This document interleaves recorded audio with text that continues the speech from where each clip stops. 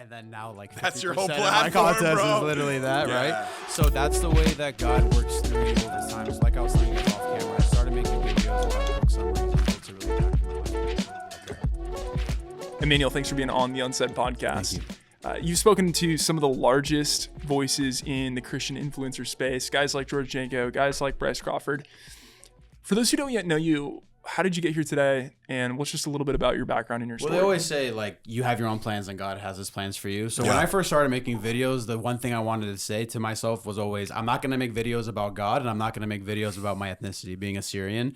And then now, like, 50% of my content is literally that, right? So that's the way that God works through you over time. So like I was telling you guys off camera, I started making videos about book summaries on books that really impacted my life during COVID because I hated the education that I was receiving in college. I felt like I was wasting my time and my money. So I got these books. It improved my life, my finances, my health, spirituality, everything, right?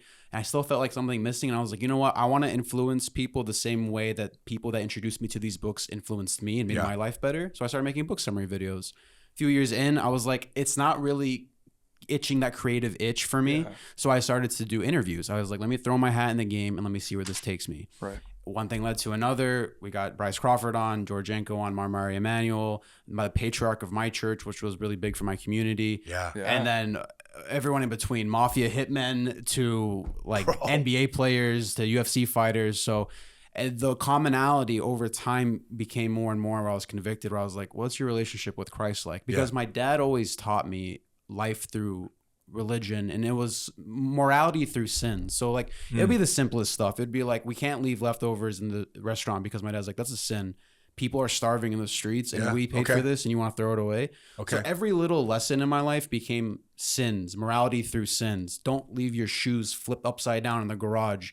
God gave you the money so you can have nice stuff, take care of them. That's a sin. Even though it might not really be a sin, the morality but it was of framed in that way. It was all framed in that way. And so now when I'm entering adulthood and I'm looking at life and I'm looking at people's decision making, I'm just like, is that a sin? That's a sin. That's a sin. Like, so now my morality is fully shaped by the church in mind. Don't do this because your soul can be tainted by it. Right. Yeah. And it could be very simple and it can be very complicated. So then I started interjecting those questions into my interviews, and I felt a conviction to do so. And then I realized that my community is very small. It's only 4 million of us in the world. And like you said, with Islamic persecution and stuff like that, where we had to flee to the West, that's a big role that we carry on our shoulders as Assyrians, where we want to make sure that we project our name out into the world before the world forgets us or erases us in some cases. Wow. The oldest civilization to be recorded in human history. You know, we were the cradle of civilization, Mesopotamia, and our parents fled because of political and religious persecution. And that's why Christianity is I can remove Christianity from politics, but if you remove politics from Christianity, then you're going to have a problem, because the foundation of America was built 100%. on Christian values, 100%. right? So 100%. that's a quick spiel about how I got So, here. So when did the faith become your own? Because I know, like a lot of times I think our generation, how old are you? I'm 26. Okay. So I was raised in the Christian church, was raised non-denom, raised in Calvary Chapel, Bible teaching, spirit-filled. Dad is a deacon, mom a worship leader. And I did not follow the Lord for a long time. And I always tell people from the pulpit, there's no grandkids in heaven. There's only sons or daughters, right? Like, you don't inherit based on parental faith. There's no proximity faith. Like, that'd be very helpful, right? Like, just like I can't work out and you get muscles, right? Like, you have to build it. And so I see a lot of people, these young adults coming out. That's why the deconstruction rate's so high in young adults, is the faith was maybe never even their own. When did you see for you, bro, that it was like, this was not ethnicity, this was not cultural, this was not even familial, this was Emmanuel, personal, me and Jesus, ride or die if everyone else leaves me? Like, when did it sink in for you? This is the thing I want to hammer home with a lot of people, is that if you had bad parents, that's not your fault, but now it's your responsibility to be a good parent when your time comes. 100%. And the thing is that I was blessed with amazing parents. Yeah. They hammered in Christianity in my head since the very beginning, but they weren't obnoxious about it to the point where it made me rebel. And they also, my name, Emmanuel, God is with us. Yes. My mom from the very young age is always telling me, like, you know what your name means? You know what your name means? Like, and I would be proud. I would be happy. And I was like, and then that was my grandfather's name. So then I wanted to go and tell people, like, I was named after my grandpa, but also, like, guess what? My name means this. And then when I was young, you know, when you're young, you kind of half understand concepts. So they told me when I was really young. So I would go up to my friends and I was like, yeah, you know, like me and Jesus got the same name. Like, you know, like I would just say like just stuff like that. You're right. You didn't. Yeah, that's sweet though. And so as I was growing up, I always had a relationship with Christ, but I didn't understand Christ like I do now. And I'm still learning. Like there's the daily prayer where it says, please let me understand you, get closer to you and abide by you closer and closer day by day. And so I've always had a really strong relationship with Christ, but I never truly knew him until the last 3 years. And that was when I cracked open my Bible. Yeah. That's new. 3 years, man. It's pretty recent, huh?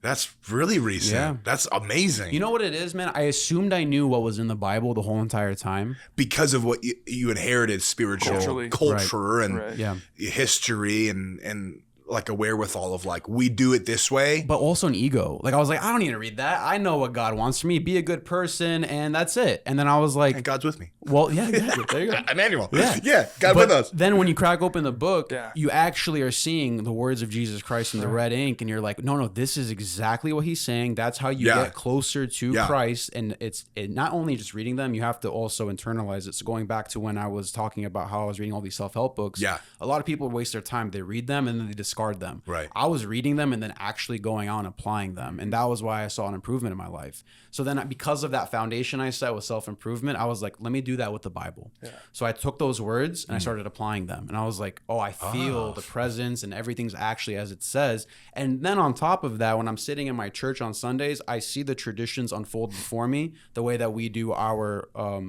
we call it Raza, which means mystery in Assyrian. Okay. And that just means church service for the layman. So when we do a Raza, and I would always sit there questioning things as a 20-year-old punk where I was like, oh yeah, this church that's 1,700 years old, I don't like the way they do this. I don't like the way they do that. They must be wrong. And I'm just like, you're a 20-year-old kid and you think 1,700 years of tradition are all of a sudden wrong. And then that was when I started to humble myself. When I started to read the book, I was like, oh, that's why my church does this. That's why my church does this. You see it in the book.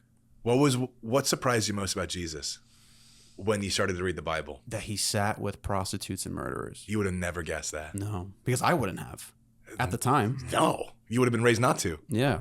And that's why I'm open to having interviews with people that are like hitmen who not like if you're like there was a guy that reached out to me recently, right? And he was just proud of his past, like just whacking people left and right. And he was he's trying to make a name for himself now on social media, and I politely declined the interview. But then there's certain people. How can they talk about that? I'm sorry. How are they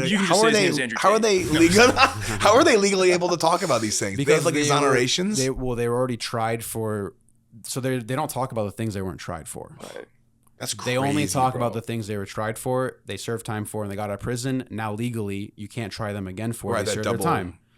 So they don't talk about the things they didn't do. They only talk about the things they did do. But that's wild, bro. It's wild. They're reaching out to you like, I want to talk about my murders. Yeah, I was talking to my fiance where I was just like, oh, another killer hit me up today for an interview. Way. And she goes, yeah, another Sunday, huh? And I was like, another day, dude. Not have him at the house. Yeah, right. Let's meet in an undisclosed location. Yeah, my family's like, you don't bring those people here.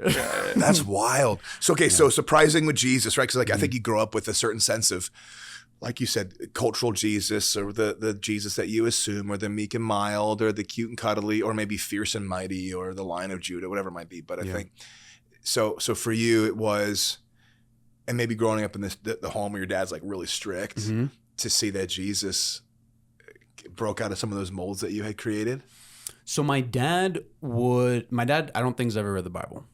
That's a lot of people in our community. Interesting. Because they get the Bible through our Sunday verses, and then also through communication. And I remember going to a funeral service once where one of the people that were giving the obituary of a gentleman that passed away in my family, and they said, this man never cracked open his Bible, but he was the biggest believer you'd ever find in your entire life. And he would verbatim say verses to you, even though he couldn't read. And the reason is that my dad's not illiterate, but like my grandparents couldn't read English. They were from a different country. Right. So verbal, like how it was in the tradition. Yeah, the oral traditions. The oral traditions. Oral cultures. Yeah. So speaking it out, that was the way they internalized it. So they knew verses by heart.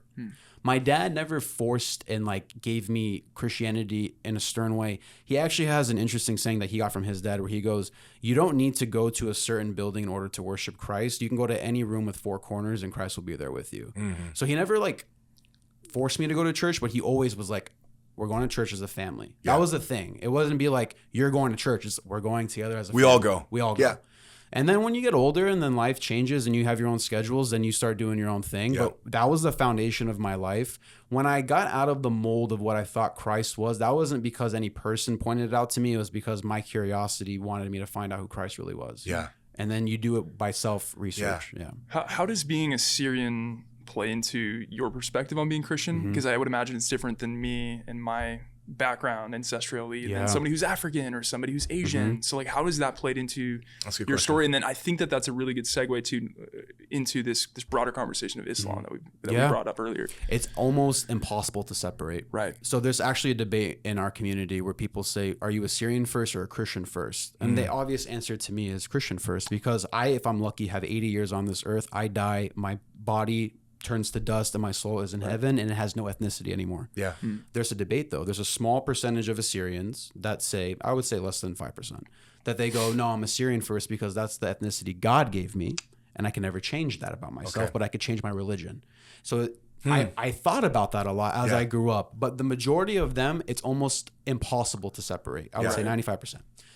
Now, the reason I'm here today is because of the Assyrian Church of the East. They were able to funnel in the people, even though we didn't have a country for millions of different reasons. But to keep it simple, we lost our country during, 612 BC. We were a scattered people. Different empires came into our time in Iraq, Mesopotamia. Right. And then we eventually were under different governments. The Ottoman Empire, the Armenian genocide happened. Our people were genocided. The only reason we made it through all these things is because the church connected us all the way to the West. Wow. Our church expanded to the West. Our people followed. Wow. We then congregated communities. Like there's one in Peoria, there's one in Gilbert, Arizona. Right. We got Detroit, Chicago, all over California. Wow. So anytime you see an Assyrian church, there's community there because we follow the church. And then because of that, it preserved our language. We speak the language of Jesus Christ. Wow. We speak modern Aramaic. Shalom aleichem. It's amazing. Hello. That's so cool. And so it's just a continuation, and a lot of it had to also do with fleeing the religious persecution of it as well. So it's very, very tied in with being Assyrian, being Christian. Wow. And our church was established by St. Thomas, Doubting Tom. Right. When he went to India and he went to the Middle East, he established the Assyrian Church of the East. Right. That's wild. I forgot about that. That's crazy. So we're an apostolic church. It does shift. It shifts your perspective. What do you think some of the big differences that you would see between Western Christian perspective and Eastern Christian perspective? That's a really good question. So Western, I feel, and I listen, nothing I say. I love all denominations. Go there. It's okay. I got no problems with it. It's okay. There's less of like a reverence in Western cultures. Yeah. I feel like there's a lot of times where people, like the Assyrian Church of the East, I say this all the time, men on average, suits, ties, women, dresses, cover their hair. You don't find that in culture. Even the Catholic churches, Orthodox churches, you will hear. I've been to a few Orthodox churches. But they're bringing that Eastern culture west in Orthodox churches. And it's the same thing with the Assyrian Church of the East. So the reverence is there, a lot of tradition, and there's positives and negatives and everything. Like I see the reverence in different ways in non-denominational churches. Right. I went to my first non-denominational service maybe like 4 or 5 months ago, actually, Sun Valley. What'd you think? That's a big mega church. That's a big mega church. Yeah, I felt with Chad, right? Pastor Chad. Yes, exactly. Yeah, he's a good guy. I know him. Yeah. And it was the first time they're serving communion that month, and I realized like, oh, this is very different. Every Sunday for us, we get communion. Yeah. This is, you guys do it. They do it once a month. Once a month. Yep. I do ours once a week on Wednesdays. Yeah. Beautiful. And so I understood and I respected it right away. And I saw people bawling their eyes out during the service. And I was like, just because it's not my way doesn't mean it's the absolute wrong way. And those people feel Jesus' presence. And because of that, I'm cool with it. Yeah. Yeah.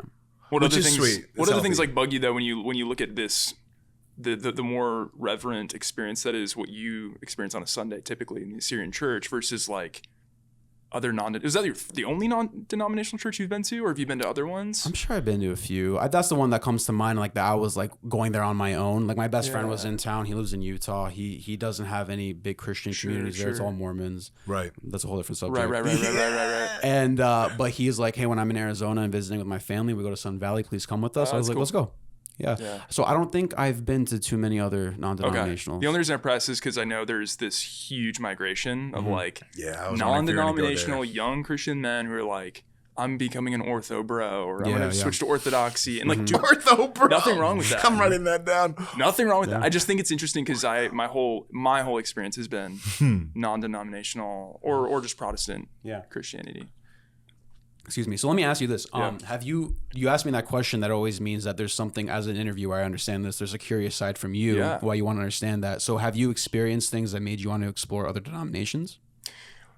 We flipped it back on you. Funny enough, I grew up in this church. So this is like a Pentecostal Nazarene church. Then during college, I went to like a Reformed Baptist church. Now I'm back in like a non-denominational kind of Baptistic church. So I've kind of had a little bit of experiences in college though, going through the theology program because I wanted to be a pastor. They made you go to these other churches that were like, you wouldn't go to. They're like, challenge yourself to go to an Anglican church. Challenge yourself to go to a Presbyterian church. And there was something totally different than my experience growing up. When they told you to go to different churches, were they all Reformed churches, or did they tell you like go to a Catholic mass, go to Orthodox mass? It could be. I think it was anything that was in the kind of Christian faith, Trinitarian. So, Trinitarian worldview. And dude, frankly, I don't even remember where I went. I think I went to a Presbyterian church in like North Phoenix, something like that. But yeah, guy was wearing a robe, and I was like, "Whoa!" First time me seeing that. I went to a mass once in Flagstaff with a buddy who went to NAU, and they were doing the little like Christian thing or whatever they were doing with the smoke and and I was like, we did not sing Brandon Lake this morning, that's for sure. You know what I mean? Like, I was like, what is this? There's a different power in it. And so like even the incense, right? The smoke that you're referring to, like that all has a meaning. Right. And I don't want to bore your audience with like the different meanings of these churches because first they might not ever see it. Sure. But just know there's a meaning for it. Sure. In the Bible it says the saints have our bowl of incense, and when the incense represents our prayers going up into heaven. And so not only is it something that smells beautiful, how beautiful did it smell? It smells pretty good. It's really good, right? Yeah. It also separates us from the outside world, because back when the incense were introduced for the churches, the world, didn't have hygiene. Stinks. It stunk. That's cool. Especially when the church first started. So it was a physical barrier. You're like, it smells good in here. Yes. Yeah. Exactly. That's our prayers, baby. It represented something and also physically did something. It's sacred. It is, yeah. Well, I think that's something what we're seeing. I think we've talked about it. I've had some buddies step out of even our church and have gone Eastern Orthodox, and I've wrestled through some of it, but I think there is something we are seeing, which is young people are craving sacred reverent, and I think we are moving way out of the sentimentalism era, out of the lasers, the fog, the hype, Eastern or like the Western non-denom. Vibey, everything's trendy and hip and cool. I think now that's so overdone and it lost its authenticity, which was everything's a reaction, right? So besides, I know you guys have you are the church and you guys don't change, right? If you watch the modern church here, we have seen it shift in the last, a lot. And every next generation is a reaction away from the parent before, right? So you have the Bible, like the Jesus movement, right? Calvary Chapel, Chuck Smith. Right? In the 60s, revival breaks out in California. Hippies, LSD, potheads, sexual revolution, barefoot. Yep. My mom was there. So she was in the tents with Chuck Smith, Pastor Chuck. Wow. And so I'm third generation Calvary Chapel. And so, or second gen, my kids would be third gen. And so I went through the Bible college at Calvary Chapel Bible College. But then now, you would never be wearing barefoot. You would never be wearing bare feet, and you're not hippies. Now there's Gen Millennials, and then there were, now you have conservative Calvary Chapels. Now you have liberal Calvary Chapels, and now there's guys that are going back to the basics, and dudes with tattoos. Look at me, right? and I don't even fit a lot of church cultures anymore, or any at all, which is fine. But I do think what I'm seeing too is young people there's something timeless about the Assyrian Church or the Eastern Orthodox Church, that whoever claims to have been around the longest, right? I know there's we've been here for 50 million years. You've been here for 5 seconds. Yeah. I get it. There's an appeal to authority there that I can't touch on hey, it's the same. Yeah. It's always been the same. And there's a desire for something more sacred. And so for me, what I'm working on in a Protestant, non-denom evangelical context is how can we bring that sacredness and the reverence. You know how? I'll tell you how. Tell me. You need some sacraments. Yeah. You need sacraments. Some of the sacraments: marriage, priesthood, Okay. Stuff like that. It doesn't have to be all of them. What Incorporate a few are all of them? sacraments. What are more? So I'll tell you my churches. So actually, marriage is not a holy sacrament in the Assyrian Church of the East, but it's recognized as one spiritually. Okay. I think it should be. But unction, holy unction, which is the anointing. Yep, we do that. Baptism. We do that. Yeah. The Holy Eucharist. We do that at weekly. Yeah, and then there's 7 total. I think I named 4 or 5. Other ones slip my mind right now. But essentially, gifts from God. Yeah. These are gifts from God. And the tangible things that we're able to do in a physical world, like Yeah. right in a spiritual sense, right? So we do baby dedications. Do you guys do infant baptism? We do, yeah. Okay. Very So we would encouraged. differ there. Yeah. And so for us, we do baby dedications, right? Which are basically the families come up on at the altar and commit to the church Right. to raise their children in the way of the Lord and dedicate their children to the Lord. And so If you go that far, though, this is why I have a genuine question for you. You go that far, right? Yeah. Why not just all the way, just baptize at that point, right? Because you're gathering, you're praying. Sure. So why not go all the way? Yeah, for me, I mean, we would say baptism doesn't happen until consensual, a consenting salvation, right? So we wouldn't baptize for salvation. We would have a believing adult be baptized. And so since a child can't make that decision for themselves, we save that until they make the decision to follow Christ. I see. And we would view them under the what is called the age of accountability, right, in Scripture, right, where David prays, right, he can't come back to me, but I can go to him. We know kids go to heaven to a certain, I don't know, mercy of God barometer. I don't know what it is. So for us, we don't do that. So we say baptism for a believing adult decision or youthfulness. And then for the babies, where it's really a parental thing. So we take it from Deuteronomy 6, right? To teach your children the Lord when you walk by the way, when you sit down at the table, when you walk by the post, teach them the way when you sit down to dinner. And, Samuel being dedicated from Hannah, and Timothy by Eunice and his grandmom. And so there's the scripture passages of raising your children in the ways of the Lord. Right. So we read those before the church, all the family stand up, the congregation reaches out their hands. They do a vow of committal where they basically say, hey, we're going to commit our best to raise our kid in the Lord. Yeah. And we pray they make a decision for Christ, and we're going to do our best.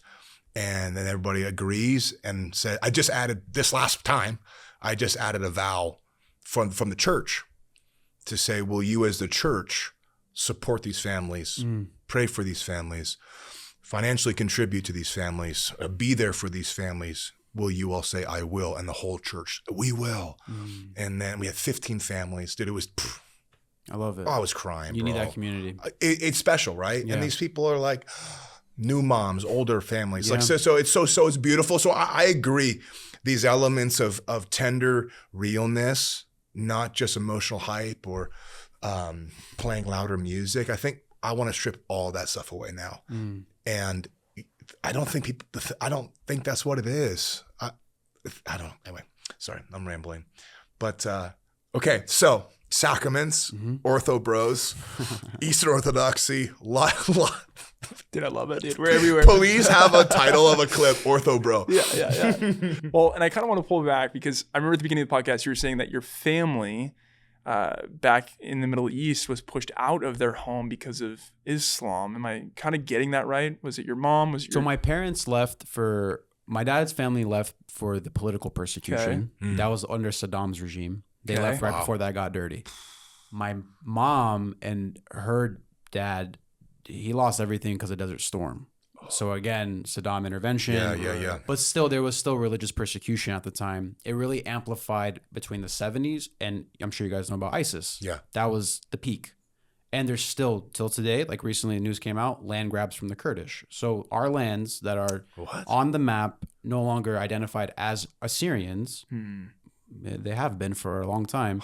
Kurds move in, say your deeds don't matter, take it, and they're all predominantly Muslim. No Christians.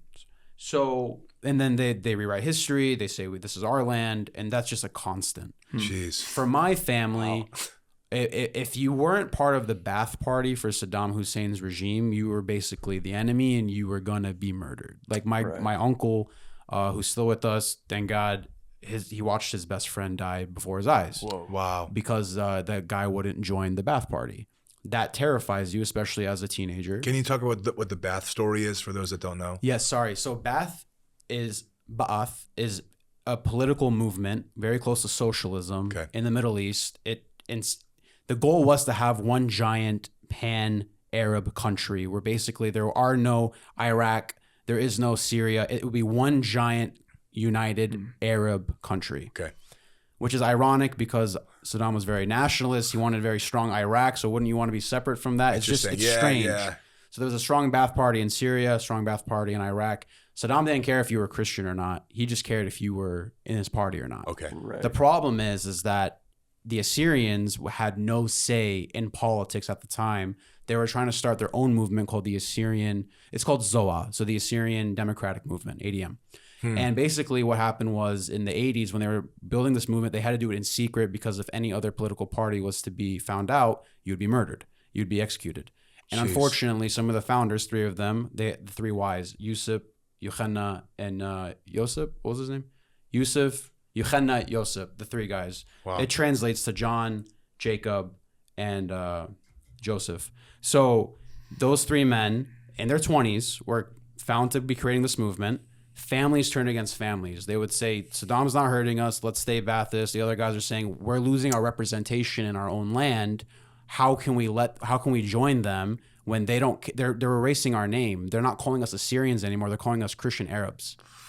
So they're erasing our name. Wow. In some cases, they're calling Kurdish people or Assyrians Christian Kurds.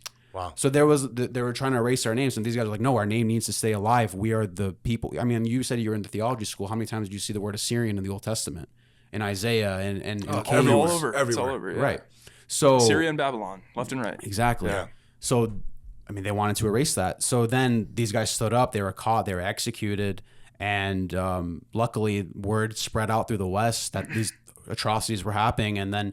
It still happens till this day. It didn't really slow down, and the West turns a blind eye to it. And that's why I'm very grateful for you guys for giving me a platform to talk about it. Yeah. But that's, even though it's not directly tied in with Christian persecution, the Christians were still viewed as a secondary class in that world. Because another example, in the 1980s to 88, between the war with Iran and Iraq, Saddam and the Iranians would send the Christians to the front lines. You had cousins shooting against cousins. You had brothers shooting against brothers because when the borders were drawn, families were split. Oh. So now you have one brother on one side, another brother on one side, and they're shooting at each other.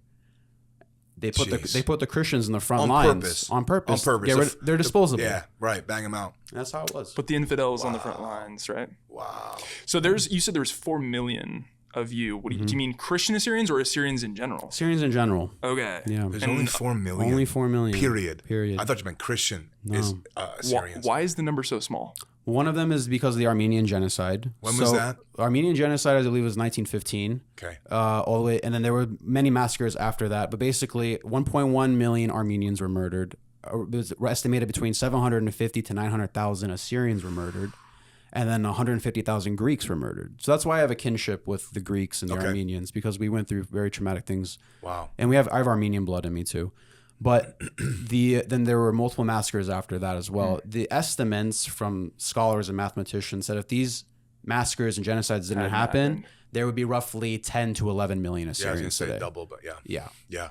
Well, and let me ask you this too, because you've got Christian conservative talking heads responding to the pervasive spread of Islam in the West. You got groups saying, we just need to turn the cheek. And you got other guys who are saying we need to have another Crusades, right? So like, how do we actually as Christians respond to Islam and Muslims in the United States? Yeah, first of all, like I was telling you guys also offline, when people make things bigger out to be, they need to draw in views. So they're not going to be beheading us in the streets like they are in the Middle East. That's for one. Yeah. The reason why Islam spread in the Middle East in the first place is from the sword. Yeah. They did it's just fear. They did it through fear and conquer. Yeah. Now the way it's spreading in the West is birth rates. So the only reason that it's increasing now, they're popping out kids, bro. Yeah. Like they are having 5, 6, 7 kids in some instances. And Christians, and that's our fault. Down. That's our fault because we're looking at it as I can't afford more than one kid. Correct. So therefore I'm not going to do Correct. it. And a lot of it comes from selfish desires. So if we kill our selfish desires, hey buddy, guess what? You're not going to have a Porsche by 40. Go raise 3 kids. Right. Like those That's are more worthy. That's more worthy. Yeah. And But what about my trip to Disneyland? that's okay to have. Quarterly trip to Disneyland. No, okay, so that's the problem. Yeah. It's overconsumption, and that can be organized It's to true. gluttony, right? It's true. So the problem is that you want too many things for too quickly for too many things versus, hey man, wouldn't it be more beautiful to take your 4 kids to Disneyland once a year and then you can create Versus these your memories one kid. versus your one kid, which still is great. Maybe, people have different reasons why they can't Sure. have kids. But the point is that it's also a cultural thing. The Middle Eastern mind is a mind of community. And I think that's something the West lost greatly. We're very did. individualized. Yeah, And that's why you're seeing them pop out kids left and right, and we're content with 1 or 2. Yeah. Can't have that. Right. We need to pop out 4 or 5 kids. And so going back to Islam, the doctrines of Islam are as dangerous in the West as they are in the East. Don't be mistaken. Yeah. No matter where you are in the world. And they will try to soften it, package it in certain ways, and they'll purposely leave out certain things. I went to my first Muslim wedding. Okay, check this out. I went to my first Muslim wedding 2 months ago with my fiance. And very close friend of mine from high school, same basketball team. I love the guy to death, and I have no problems with him. He invites me to his wedding, beautiful night, and the way that they started it was they started off with a prayer, and I was like, oh, that's nice. Okay, let's start with prayer. Little did he know, I had the guy that you were referring to, Ishmael Yusuf, on my podcast to come educate me about Islam. And I'm not naive. I know a lot about Islam because of where I come from. I'm from the Middle East. Right. So at the end of the prayer, it's a 5-minute prayer. They first say it in Arabic, and then they end it with, and they say it in Urdu too. They're Pakistani, and then they say it in English. They have someone translate it. 5 minutes, not kidding, very long. Cool. And the guy he's translating in, he keeps saying, Lord, please bless these people. Lord, thank you for bringing our family together. Lord, Lord. I was like, I'm just sitting, I'm waiting for it. Like, I know something's coming. The very last line of the prayer, it says, please keep us safe from the non-believers. Ooh. And the non-believers are the Christians and the Jews. It said, protect us and slay the non-believers. Something very violent. Why? At a wedding. And the first thing, and there was maybe 2 Christians at that. And they're place. like, yeah, right? Do they know we're here? Do they know we're here right now? The first thing I did was I look at my fiance and I go, that's us. It's like a little bit of a badge of honor, man. Well, let me ask this. Why is it that Muslims are so against Christians and Jews, but not atheists? Well, because they view us as pagans. So they view us as, the Trinity is something that they can comprehend. So they view us as a threat to their religion. Atheists at the end of the day aren't knocking down doors and killing you for your beliefs. But the extremes come from religions. And then a lot of them also, they'll look at their crusades and they're like, look what you guys did to us. But it was a retaliation really for what was done to the Christians. Right. It was a response. Yeah. Sure. So, but why they're more adamant against the Christians, I mean, the simplest thing I can tell you is if it's something is true and a threat to your religion, you would want to neutralize it versus the thing that's not a threat to you, you're not going to touch it. It's demonic. You said it. I got no problem saying it. Yeah, you said it. Right? An angel of the Lord appeared to Muhammad, who was a demon, right? And you've heard the story, right? You know that he shared this with Christian missionaries. I just had this thing happen, and they labeled it an angel, right? This was Christian missionaries blew it, by the way, misinterpreting a demonic encounter. I believe it was his wife's uncle. Yeah, it was who was a monk. Yeah, it's was the worst red Christian of all time. It was the worst. He goes, you know what? That was an angel. We should write that down. Sort of religion. Yeah, that makes sense for Christians. That guy, they give Christians that guy gives the Christians a bad rap because those are clearly people who should not be teaching or influencing in positions where they clearly messed up. But guess what? If it wasn't him, it would have been somebody else. It would have been someone else. Yeah. Well, it was a doctrine of demons, right? We know in 1 Timothy, 2 Timothy, right? There's doctrines of demons. And so why does it do so well? Why is it the fastest growing religion in the world? Why does it kill and pillage? Why is it it's razor lines with Christianity, right? They accept Jesus. It's not that he's God, not that he died, right? They accept Abraham. They grab the history, rewrite it, and then totally make the very end is all on. So it's demonic, right? It is eating Christians alive. Anything that doesn't say Christ is demonic. Is God is demonic. It's the spirit of Antichrist. Well, that's the first John says it's the spirit of Antichrist. That's right. If the spirit does not say Jesus is the Lord, it is the spirit of Antichrist. Yeah. Right. And they cannot say Jesus is Lord. I feel so bad for Muslims, man, because when I they see don't know, them, man. that when I see them, I see people who are yearning to love God with all their heart because they're very devout. They're devout. I gave it to them. God. They're devout. They just don't know who God is. That's the only problem. Have you, and not like a gotcha, like have you ever gotten to share the gospel with a Muslim before? And if so, was it tricky, tough? So when I was constantly talking to Muslims, I was in high school because I went to high school with them. And I was probably like, I had a group called Browntown. It was 30 of us, and we would all go play basketball together, video games. And I was the only Christian in that group. Wow. There was one other guy. He was Catholic, but he culturally Catholic. Yeah. I was basically the only like devout red Christian. And we got into these conversations sometimes, and the way that they would get me is they would say, "No, we believe in Jesus. He's a prophet." And I didn't know what prophet meant back then. I wasn't in my Bible. Like, all I cool, wanted to do was play video games, play basketball, talk to girls. That's it. I didn't care about anything else. Yeah. Not that I was good with talking to girls, by the way. Don't get that twisted. But the point is that the Bible and understanding what these words meant, Messiah, what did that mean? I don't know. Prophet, what does that mean? I don't know. Right. So when I heard them say, no, Jesus is a prophet for us, I would go, oh, we're on the same team. For sure. Yeah, like they would say Jesus is a good guy. Yeah, he was great. So I was like, he's you one guys of the prophets. Revere Mary, and you guys are like, you would kill for Jesus. I'm like, great. Oh, yeah. Then I learned that their Jesus is different than the Jesus that we follow, right? Completely. 100%. And so then I never had the opportunity to at those moments. And honestly, now I don't run into too many Muslims. Yeah. What's interesting is we just, do you know Al-Fadi? He's a Muslim apologist. We just had him at our church. I'm saying his name right. Oh gosh. I'll have to look it up later. We just had him do two men's Bible studies at our church, and he used to be a Muslim, and now he's just an apologist. And I think there is so much rhetoric and fear. Like I was thinking about recently, like you never see media torching Islam. Mm-hmm. Right? Yeah. Like a lot of things that you talk about, no one knows about on the news. Yeah, that's on purpose. It's on purpose. Yeah. No one talks bad about Islam, but everyone torches Christians. You know, I'm sorry to cut you off. Yeah, I no, don't you're think good, you have to talk bad about Islam. Yeah, but I'm saying like call it out. You can just debunk it. Like it's very easily debunkable. Very easily. It is. Yeah. The only way a Muslim will beat you in a debate is if they use Arabic on you. Interesting. That's it. What do you mean by that? So Muslims say that if you read the Quran translated in English, you are not getting the proper translations. Okay. So then if they start citing to you, for example, a very non-brown man, in Arabic, they'll start lying. It's called taqiyya, where they basically are lying to you to progress their religion forward. Right. It's an unsaid rule where they're allowed to lie to progress their kingdom forward. They'll use Arabic, they'll twist it, and then you'll never be able to catch up. You would never know. You can't. You so you would know though? I don't speak Arabic.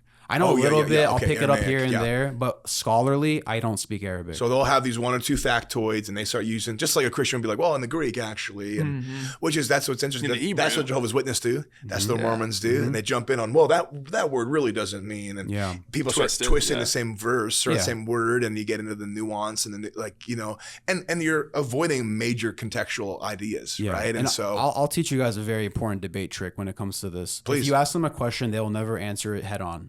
Okay. So if they ask you a question, you can't answer it head on either. If you answer it head on, and then the problem is you're talking past each other. So really what I'm saying is you can't really debate a Muslim. They don't want to debate you. They just want to spread it to the person who may not understand fully in the hopes of converting them. Muslim conversion rates are very low. The majority of them happen by force. Interesting. Or asking your significant other to convert for you for marriage. Our responsibility as Christians is not to force convert anybody to fight or to kill. We just watched a movie a couple nights back. It was the story of Mar Charbel, Saint Charbel, who is one of the most revered, loved, and respected saints from the Lebanese church. And not only the Lebanese have him as a saint, many other churches do too. And Mar Charbel was a man who, at one point, the Ottomans came into one of the monasteries in Lebanon, and they just started lighting it up, killing priests, taking the land. And those monks ran to Mar Charbel's monastery, and they were talking about, we have to get ready, we have to defend ourselves, we have to kill the Ottomans that are invading and destroying us. And Mar Charbel goes, turn the other cheek. It's our job to die as Christians. A lot of people have different perspectives. Stand and fight, or lay down and die for the kingdom of heaven. I'm somewhere in the middle, because we also have saints like Saint George, St. Guedgis, that was how we say it in our language. How he was a warrior, he was a general. Yeah, he's the one on the horse with the spear with the serpent under his feet. Yeah. Badass images, dude, 100%. a saint. Yeah. And he was out there killing. Well, there's that modern day that you see that movie Machine Gun Preacher, the guy in Africa. Yeah. No. Yes. Where he took up arms just to protect the orphans. Yes. Right. And so I think there's a balance. You know, I don't think we go looking. What is the intention? Are you protecting or are you forcing? Right. Yeah. Right. Yeah. You're not gonna be a Phineas and like pike people through the head that are having adultery. Right. We're not living under. Yeah. But if someone attacked my family, I'm going to defend myself. Absolutely. Right. And that's the fine line. Yeah. Right. Or our church security they're going to be strapped up because we've had people try to get knifed and shivved at our church before. And really? Oh yeah. Yeah. We had this guy pull a knife on somebody. And then he said he was the devil. And so, I mean, we live in downtown Phoenix, you know what I mean? Like our church is in the hood. We just had to put a fence up because drive-bys and stuff. And that the world's a violent place. And we have a preschool with 100 kids on campus, right? So again, there's the fine line between stewarding and believing that God obviously reigns and rules, and stewarding our health and our well-being and not being idiots, right? Like he says, hey, take up your food, eat, man. You know, here's some bread, now get up, right? Like he doesn't call us to be dumb. So one of the things else, I appreciate that perspective a lot, and thank you for sharing that. I didn't know that about this area, that you guys took those measures to protect your people. That's amazing. Wild. When it came to, there's a book called the Marganitha, which means the pearl in my language, and it was written by one of our patriarchs, Marodishu, Saint Odishu. Dude, I need to learn Assyrian. I know. It just sounds everything so cool. you say sounds so cool, man. Thank you. And he wrote in this book, he made a very clear point near the end of it. And he basically said, look at all of the prophets of God. I mean, not prophets, I'm sorry, apostles of God. They went to kings who had the whole world at their disposal. They went to princes. They went to governors. They went to people with high power, not with the sword, not promising riches, delivering a very strong message. And those people willingly converted. They were willing to hear. And that's the same way we have to look at anyone, regardless of their religion. So if I see a Muslim and they're open to having a conversation, I will let the floodgates go. I'll tell you everything I know. Yeah. You're not willing to have that religion, I'm not the guy for you. I'm not Sam Shamoon. I'm not, you know what I mean? Like, I'm not these types of guys that can debate. I know my place. I'm not a debater when it comes to debating Muslims. So that's where I draw the line. Well, and I think it would be, they're communal based. They're Eastern, right? So they're going to be relational. And I think that would be one the same way that a Jew would convert, or really, I think anyone would convert. And there's something for street preaching and the debates. You know, I think like the great example of the debate culture is in Acts 17 when Paul is the Areopagus, right, where he's preaching to the unknown God, right? He uses Acts 17, right? Yeah, he's using their philosophy. Yeah, and he said, "Hey, you've got the statue to the unknown God. I'm going to represent him," and it's a great tool, but then the results actually aren't that great. It says some people said, I'll hear you another day. Some said, I believe, and other people said, I'm out. And it was this amazing. We studied in Bible college. It's like hey, you can pour your heart out and no one cares, right? And you can't debate someone into heaven. There has to be a spark of faith. Yeah, you could literally logically persuade someone the Bible is true. Archaeology, prophetic, evidence, literal, manuscript, and there's still, for 2 Corinthians chapter 4 says that the age of this, the God of this world has blinded their eyes that they might not see the glorious image of Christ, the image of God, right? So it's not just intellectual assent. Yeah, there is a spiritual blindness that.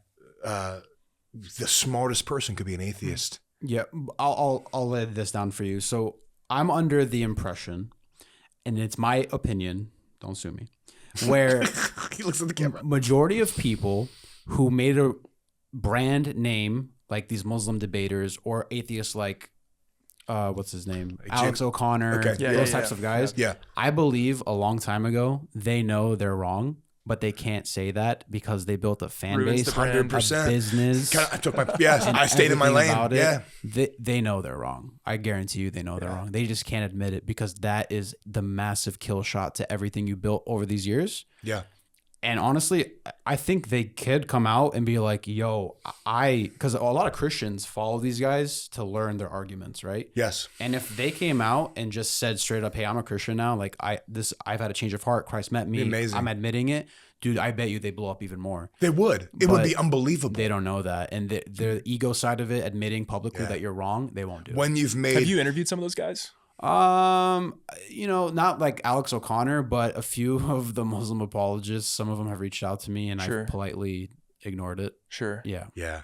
Well, those would be tough conversations. And that's something we actually talked about in our vision. It's like, I'm not a debater. Mm-hmm. Like, I don't want to do a debate podcast. Yeah. Like, I don't. Well, they wanted me to host debates too. Interesting. Not only did they want me to debate, they wanted me to either have like a partner with me or they wanted me to host one where it was like my friend, like Ishmael versus a person. Yeah. And then other people, like even Ortho Bros, like probably the most famous Ortho Bro on the internet was like, hey, set up this debate with me and someone that everyone knows, Voice of Reason. And I was just I was like, why? I'm not a debate channel. Like, why do you want me to do that? And Interesting. then, so. Well, and that's them wanting your platform, right? Exactly. Which is a compliment to you. Well done. But also it's just like. But that's not what you. But now here's the problem. Are you using Christ? This is why I'm very conflicted at the moment. Are you using Christ to promote the kingdom of heaven or are you using Christ to promote your business? Right. Yeah, that's what's tough about the celebrity, influencer, pastor, Christian content is it's a great brand. Mm-hmm. And Christianity is trendy. And I think in a lot of ways we own Instagram. At least my algorithms are Bryce, Janko, you. We got the worship. We have top rated Spotify playlists, right? Like, it's trendy to be a cute, cool therapist that talks about Jesus. It's trendy to be in a cool studio doing a podcast. Yeah, like cool. All of these things are cool. And there are some people that are making buckets of money on it, big time, selling their own energy drinks. Yeah. And there are other people that are not making any money, which is other people. But like, hey, like it is. What do you think about that? And you've seen the underbelly, and I don't want to get you in trouble. No, you won't. I promise you won't. Yeah. So this is the Unsaid Podcast. Yeah. And so we're supposed to say things that have never been said. No, I was kidding. But like you're seeing, and we have some experience in some of the behind the scenes with other big names as well. I have to be careful. I call it seeing behind the curtain. Mm-hmm. Oh yeah. Right. And even in ministry, you see it, right? Like there's a beautiful building and there's a beautiful pastor or preacher or a beautiful orchestra. But behind every church, there's a curtain of church abuse or toxic culture or nepotism or janky finances or nefarious enterprising. What have you seen behind the veil in the, can we call it Christian influencer world that you're able to share? There's a lot of gatekeeping. There is gatekeeping. What do you mean by that? So there are certain groups that are very cliquey and they are all friends with each other. They all know each other before they were famous. And then they all went on, did their own thing and they became famous. A lot of them are Catholic influencers, Orthodox influencers. Okay. They'll go on podcasts and they'll be extremely respectful, kind, some of the biggest podcasts in the world. And then when you don't give them your way or their way, they will like I was insulted in DMs by certain massive influencers. Post interview? No. I was trying to organize an interview. I was just inviting them on my show, and they were so rude. And I was wait, like, what? Yeah, they're just rude. And then because you weren't accommodating something. Well, yeah, they asked a specific thing of me. I won't go into specifics, and I said I'm not going to do that. But I would be more than happy to invite you. I want to learn your perspectives. And then they just basically asked me to do something. I said no again. They blocked me. What? Yeah, that was one. And if I said the name, I mean, they were just on like one of the biggest podcasts in the world right now. And I was looking at it, I was like, okay. Then there was other guys. Wow. I'll say Wesley Huff he was going to come on my show. And then I got him to agree to my show. He said, yeah. He's like, how are you going to do this? I was like, I'll come to Canada. And then he cancels it and goes on Rogan and Bet David. Fair cancel. Yeah, like, okay, fair. Here's this, right? Sorry, bro. Super fair. Yeah, and I totally agree, and I'm not butthurt about it. Reschedule, maybe? Right. Or reach out and explain. Right. And then I followed up again. Yeah. They were like, no, not interested. Sorry. And followed up twice. He jumped up. Jumped up. And I was like, dude, do you? That's great. Crazy. But isn't like. But it kind of got burned. Yeah, it's like, but the problem is you gave me your word and you agreed to it. Let your yes be yes. Let your yes be a yes, but also it's like at least have the decency. And we're all on here together. It's not like we're hiding. It's like you got to keep working together. Yeah. We're all on the same space. And that's fine. God bless Wesley Huff. I don't have a problem with him or anything. I was just like, that's just not professional. That's one side. The rude side. Then there was also Catholics that reached out to me to be on my show. Massive podcast, been on some of the biggest Catholic podcasts in the world, averaging hundreds of thousands of views. Wow. They said, hey, can you please come to us and do a podcast? I go, sure, but but I was like, I need some time to organize my team and we're going to head out to you. As I'm getting that going, I said, can you please connect me with so-and-so as well so we can do a feud podcast while we're in the area. Right. And I won't say the area because if you know it, then you'll know who I'm talking about. So then they're like, yep, no problem. We'll put in a good word for you. We love what you do. Wow. 2 weeks later, as we're about to head out, they were like, hey, we're no longer interested. Sorry. For sure. Yeah. Whoa. And I was like, well, why? They go, our publicists and directors have decided to go a different direction. Isn't that crazy? And I was like, first, you guys reached out to me. Right. Second, you asked me. You asked me not only to do it, you asked me to come to you. Fly, yeah. And I said, yeah, no problem. And I will give you a damn good interview. And the reason is that they see the guest catalog that I have and they're trying to keep their image clean. And I guess someone on their team didn't check it with their publicist team. Like you interview people that are too, like, I don't want to be associated with your feed. Exactly. And then I was like, if you watch the interview, we should have done it. Yeah, but I was like, that has nothing. Your interview has nothing to do with them, though. Exactly. Do you know what an interview is? And a rational person will understand that my job is to interview a wide range of people and get their perspective. That's the whole point. You're not like, I murder people too. Right. And so, and then the fact that a Catholic priest has a publicist in the first place and a PR person. Who has a publicist? Yeah, and I was just looking at that and I was like, I don't have management. I don't have agents. I don't have any of this. It's just me, my brother, and my best friend. Then we do this. Has that surprised people that they're reaching out to you and not a team? No, because I'm under the impression that a lot of these big people are also an individual. And then actually what I see behind the curtain is a lot of them are their production. So if I DM George Janko, is George Janko texting me back? Let me tell you something about George Janko. George Janko is one of the most authentic, God-fearing, honest, sweetest, humblest men I've ever met in my entire life. He owed me nothing and he gave me a shot and he was proud of me for doing it. And I will never, ever, ever discredit anything George has done. And he's truly a good man. Yeah, he's authentic. And like the size of his platform, though, what I'm saying is, no, it's him. Like it's him. Like him. He has help. Don't get me wrong. Yeah. But like, because that's something I noticed. He directly called me when I reached out. That's sweet. You know what I mean? Like we were on a FaceTime, and then a year before we did the interview, he's like, "Let's go get coffee." We got coffee. He sat me down like a big brother and just laid it out for me. It took 2 years to get the interview with him. Wow. But he's like, he like mentored you. Like took you in. He took you in. Yeah. And it wasn't like constant talk. Like I know he's busy and all that stuff. But it was a contact. Yeah, man. And he could just. But it wasn't like go through an agent. Yeah. Call my. You know what I mean? He called. He sat me down. He's real. Yeah. Like that's very rare in this game. So very rare. So that's something that I've seen is people are surprised that. Yeah. And what I have found is I'll respond with audio texts because I find it's the only way to prove it's me. Oh. Because we could have been talking, and it could have been my wife. Yeah, you know what I mean? Or it could have been my secretary. No, I don't have sure. and I don't have a publicist or a secretary.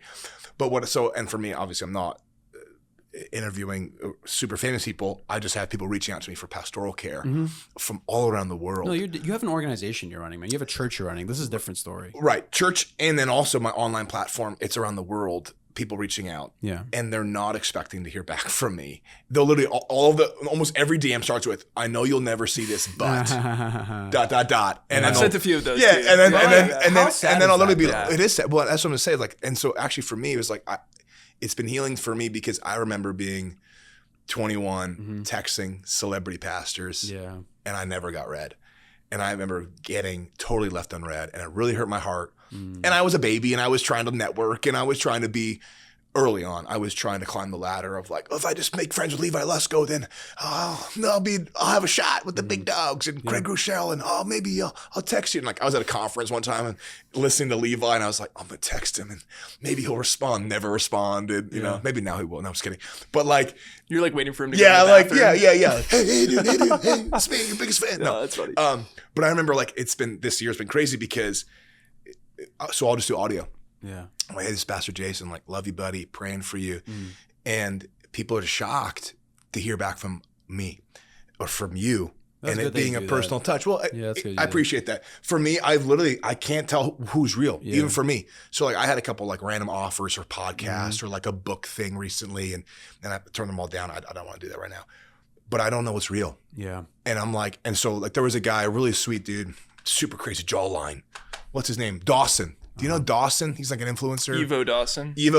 Yeah. He does like. I'm good if I see faces. He's super handsome. He's like one of those like, crazy jawline. Just Chad. But total Giga Chad. Chad stud. Yeah. Christian guy, loves the Lord, super jacked, and he's super wealthy, making lots of money, doing awesome stuff. And he has this app for pornography, helping men walk in pornography, like freedom. Wanted me to do like a brand deal with him and support it. And so I did like a whole FaceTime thing with him. But I remember like talking to him, like I literally said, like, hey, I don't know if you're real. Can you like audio me? Like you could be an AI Claude agent from China. Like I don't know now. No, yeah. You're Like right. I don't know who I'm talking to. And so he was like, no, it's me, bro. How you doing? And I was like, oh, hi, dude. Yeah. And so No, but that's the way we're created, man. Face-to-face Right. conversations like this Right. and community. Social media was meant to be social. People said that a million times. yeah, it's good. Like there was the kid that I was telling you about. And I say kid, he was 2 years older than me, but I'm a kid. He drove all the way to LA to meet me, I mean, to interview me, and he's like, bro, I can't believe you actually opened my DM and said, yeah. I was like, I'm a normal Isn't that guy. humbling though? Isn't it humbling? Yeah, but I'm like, it's crazy because you don't feel it. I was that Yeah. a few years ago. I know. And God wouldn't have given me the opportunity. I told Janko this. I go, if I was sitting here like a fan, I'd be like, oh my God, it's George. I can't believe it. Yeah. God would be like, bro, what are you doing? I'm trying to prepare you to get Yeah. into these environments. You can't act like a fan.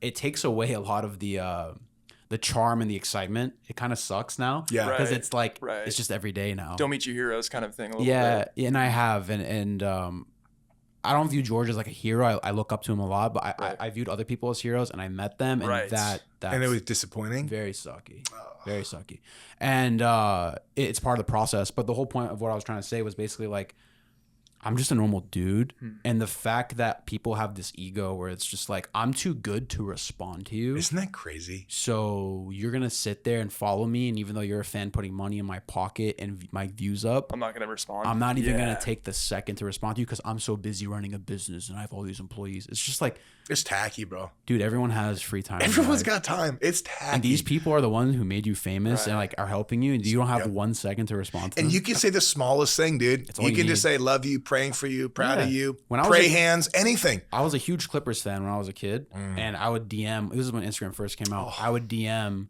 when they first came out with DMs, Clipper rookies, because I knew rookies didn't have a following. So I was like, these guys will respond to me. That's so smart. And then a guy responded to me, and I was so hyped. I screenshotted it. No I printed it out. I was Send like, it this to the rookie. boys. Yeah. And then that guy got kicked out of the league for domestic violence. It You're doesn't like, never mind, matter I at the deleted time it, because I was so But you hyped. felt like special. Yeah. Isn't it wild? Like Yeah. there it's a sweet thing. Like, cause yeah, it's But he had like Yeah. 8,000 followers, and I was like, an NBA Tripping. player Yeah. responded to me. I can't believe it. All he said it's was a thank big you. deal. You know? I know. I think we've made the bar so high that we've separated. And we did it ourselves. Like we created this. Yeah, we did. Right? Like we platform people, then we hate them for their platform. Right? Like there's only a platform because we built it. Sure. Right? Like someone's only famous because you made them famous. Yeah. And I think now the bar is so weird where now people are shocked to get a reply from a large account that isn't again some generated auto text, you know, and they're like, it's sad. And what I'm also noticing, and I'd love to hear what you think about this. I had a guy today call me, literally just an Instagram friend who didn't even remember talking to him. He got my number. My cell phone used to be attached to my Instagram. Yeah. And he would call me. So he actually he called me, and I was like, hello. And then now we're friends. And then, then I took my phone number down though. Yeah. But they can still get a hold of me, right? So it's like, what's the big deal? But anyway, he texted me today, and he has no friends where he lives. He said, Jason, I have no personal friends. Disconnected from my church. Went through some church hurt. I'm at the gym today. He called me having a panic attack. He's like, I'm in the middle of having an anxiety attack. And I'm literally I'm bent over doing hamstring curls. And I'm like, me too. And I was like, oh, so I'm praying for him while doing hamstrings. And I'm like, oh, Lord Jesus, right? No joke. I have a guy waiting for me. He goes, hey, do you have a second? Gym bro. So I'm on the phone with this guy, having an anxiety attack. Hang up. What's up, dude? This guy comes over. My dog just died. Chico. He starts crying. Huge jack dude. Praying for him. He's new to coming to church, which is cool. Everyone is experiencing the same thing, which is loneliness, disconnection, lack of community. Big time. Are you seeing it? What are you doing about it? First of all, let me just comment on the situation you're in. Yeah. You probably got a little annoyed in that moment, right? You're trying to do something and So honestly, no. No? I love being a pastor. Good for you. So like my wife, Alyssa's out off screen, but she'll always say like pastor in the wild. Yeah. Right. Like we're at pumping gas. I'm hugging someone because they recognize me. You have the I have attitude. 3 people with me. I'm not even kidding you. You should come to Fitness one time. That's the gym I work out at. I'd love to. Literally, bro, on my way out today, I said hi to 15 people. Not making an exaggeration. True story. They're all coming to Calvary now. Good. Because I have worn them down with bro invitations. Come on, bro. One day. I always say, just one time. Give me one try. That's like, your weapon. give it one chance. And so, dude, it's like going home to Christmas every Never week. lose that. Yeah, so I love it. Yeah. I haven't told Alyssa about my day yet, so she's hearing it for the first time. Sorry, baby. But we always wait to the end of the day to download. So Also to affirm that, the one time we went out to coffee, I think you saw 2 or 3 people, and then the one time we went out to dinner, you saw like 1 or 2 yeah, people. knew the waitress. Like it's since blowing up and then already being in a mega church, been pastoring here for like 15 years. We already go anywhere when we get spotted. Then since going viral, like we were in Costa Rica, I got recognized 3 times. Like guys coming up to me that like the air, and like that's that moment where I felt like that was me. Yeah. Like and it's humbling, and I just keep saying I'm just a donkey. I'm just a donkey. God speaks through donkeys. Like I'm just Jason from Phoenix. I'm right here. Yeah. Like I work out here. I go here. My kids go to school here. Like we're literally right here. Like I'm nobody. Yeah. And so I That's the love attitude it. you have to have. It reminded me of this amazing thing I heard once where it was talking about Palm Sunday and where Jesus rides the donkey into Jerusalem, and then the donkey's sitting there thinking like, "Oh my God, look how all these people came out for me." It was just like, no, the donkey's dude. so happy. No, best dude. day of his life. You got to be the donkey. Yeah. It's like Yeah. you got to realize like, no, you're carrying the real purpose that's so on your good. back. So It's humbling, bro. anyways, yeah, it's like never get your ego up. That's the moral of the No, story. listen. I will tell you.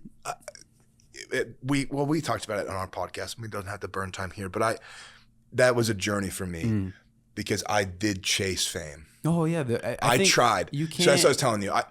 Early Jason, that was how we were raised. You would want to be the best at anything, Yeah. right? Like if you're basketball, like wouldn't you want to be in the NBA? Right. Yeah. So I'm first. I think we would say, or I would say, I am first generation raised under celebrity pastors. Right. So we looked up to Stephen Furtick, Right. T.D. Jakes, Mike Todd. Well, he's Tim newer Keller. now. Tim Keller, Greg Laurie, Mike McIntosh, Joe Focht, Philadelphia, Levi Lusko, Daniel Fusco, like all these guys that I was only about Billy Graham. Some of them I was only like 5 to 10 years behind. Rich Wilkerson, Chad Veach, like all these like handsome stud crushing it for Jesus with like 5 million followers and like a Porsche. Yep. And some of them I was only like one person removed from them. Like I Just went a to phone call. Yeah, like I went to school with Levi Lusko's brother. Like so I was raised right under the like I have to get to them, and then I'll feel good about myself. That's exactly how I was. And I Yeah. actually met the people, and it was the worst. You're like I'm out. It was the worst. God protected me Yeah. because what I was going through was I didn't feel like I belonged at our church, and I was wrestling from some identity things in my own church, and with tattoos. I had at the time this big Bible beard. Was wrestling with bad, I was kind of trying to find myself. Like I remember literally one time Googling pastors with tattoos, and I found early Carl Lentz, and I was like, finally someone looks like me. Like I want to be like this guy. I'll be like this guy. And I put all of my, like, I need to make friends with these guys because I don't feel like I don't know who I am. And so I started trying to chase this. And then I was given a book called The Imperfect Pastor. You should read it. And you can take just pastor out and just put person. Sure. And it was same story about a guy chasing fame, Andy Stanley. And he said, here I am in my mid-40s. I'm divorced. I'm a single dad of 2 kids, and I'm pastor in a church of 100 people. What's wrong with me? And it's basically his journey of contentment of what do I really think Jason deserves? Like, is this bride not enough? Right? Like, do I think I need a more beautiful church? Like the bride of Christ. Like, is she not pretty enough? Like, what about just Calvary for me? Not the next church, the sexier church, the prettier church, the funner church, the trendier church. Like, this is the bride that I love. This is the bride that Jason loves. Is she not enough? And what, if not, what else? What more? Like, what if you were never more? What if you were never famous? And that was the idea of the book. It was like, it was early in taking a shot at the celebrity pastor model. what if you're never famous? Because most will never be, including me. And then it happened by accident, and now it's the worst. Yeah. And it's like, now it's just like. Well, and what's funny about that is I was just listening to Joe Rogan. He had Mr. Beast on his podcast, and Mr. Beast was saying the reason he was so successful was because he wasn't taking owner draws out of the bank account. He was reinvesting into his videos. So like, there's something about reinvesting into the craft and just caring about your craft and letting God kind of dictate where the success goes. Well, that's why God's blessed you, bro. Because you're not, obviously I can tell you don't have an ego. We all have egos. A degree. Yeah, you crush it. Yeah, you know you're good at what you do, but you're not in it. I try to kill my ego every day. I'm killing podcasts, dude. You heard that, right? Yeah, I crush it every day. Just so humble. No, I'm sorry. I kill my ego every day. 100%, right? We all have it, right? Like I remember preaching, like everyone has a degree of pride. You have to. Right? Like what do they say? The most popular sin that nobody has, right? Yeah. So we all have it, one degree or another. But God has blessed you because you're humble and you are approachable. And you've been personal with me, and like you're our first guy. Yeah. You know, and like so it's been a blessing, man. And do we want to go deep on anything else? I don't know where we're at. Dude, I think if we went down the TPSA route, we would probably have a whole nother podcast. But Emmanuel, I wanted to ask you one more question. Because obviously, again, you've done stuff with Bryce Crawford, you've done stuff with George, and just a bunch of other really big names. But if all of that disappeared, if all of your content was wiped away, what would be one message you'd want to leave with people? You would have never heard of me in the first place if it wasn't for God. Right. That's good, bro. So that's it. Cool, man. You have never heard of me if it wasn't for God. Yeah. How do people get a hold of you? I know they're going to hear about the Lord. Mm-hmm. They're going to hear really great content, and we have people are our listening base, and these clips hopefully where do people find you? How do they get a hold of you? How can they be praying for you? Yeah, well, I'll tell you that after this. So Lazy Intellectuals is my podcast. Yeah. So that's the name of how I started it. You can find me at my name, Emmanuel Ramonous, or you can just look up Lazy Intellectuals. You'll find me on all platforms, Facebook, Instagram, TikTok, YouTube, but mainly on YouTube and Instagram. Those are my primary accounts that I use. And if you could be praying for me for having a fruitful marriage and getting us through wedding season. Yeah, when's the date? April 10th of next year. Oh, you got a while. We'll be praying. Yeah, thank you. Good, man. Well, dude, Emmanuel, thanks for being on the podcast. Yeah, thank you guys so much for having me. You're a blessing, bro. I'll be the first guest, so we're hoping for many more to come. Yeah.